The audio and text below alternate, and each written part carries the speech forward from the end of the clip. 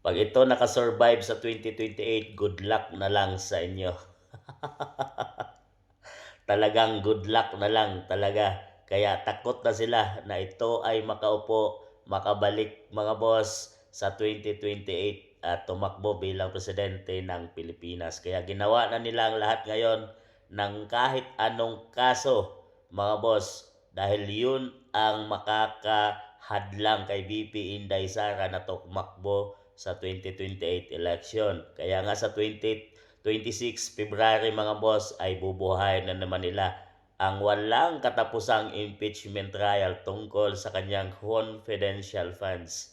Ayan mga boss, kaya talagang takot sila dito kaya nagsama-sama na ang pula, dilaw at pink mga boss. Tatlong grupo na para buwagin at durugin si VP Inday Sara. Mayroon pa silang 2 taon, 3 taon mga boss para gawin ang lahat.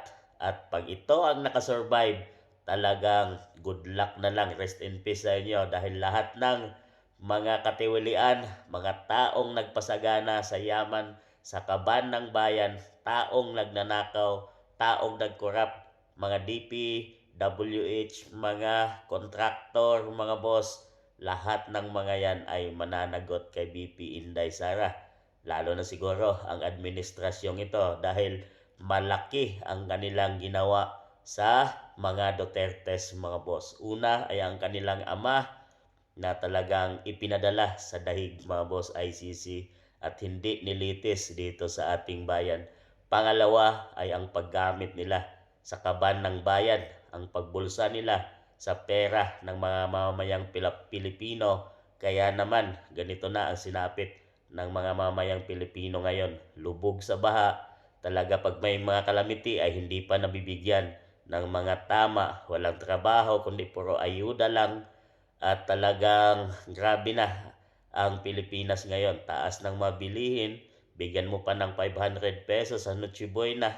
Talagang kinurap at di na nila binigyang halaga ang mga mamamayang Pilipino. Kaya naman, takot na makabalik ang mga Dutertes at lalo na itong babaeng to.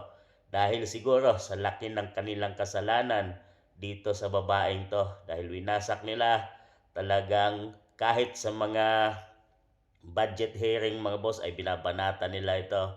At talagang wala din siya mga boss. Talagang trabaho lang ang kanyang ginagawa at patuloy na nakakasurvive mga boss dahil nasa tama ang kanyang lahat ng ginagawa at walang halong pandaraya mga boss.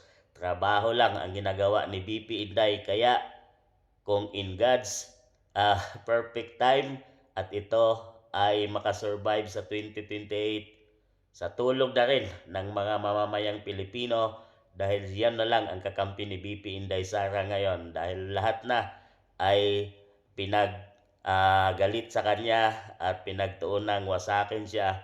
Kaya taong bayan, tayo na lang ang kasangga or katulong ni BP Inday para siya ay makasurvive at tayo ay mapag-asa sa darating na 2028. Baka dito sa kanya, sa pamamahala niya, makaahon na ang ating bansang Pilipinas na matagal na nating pinaghirapan mga boss.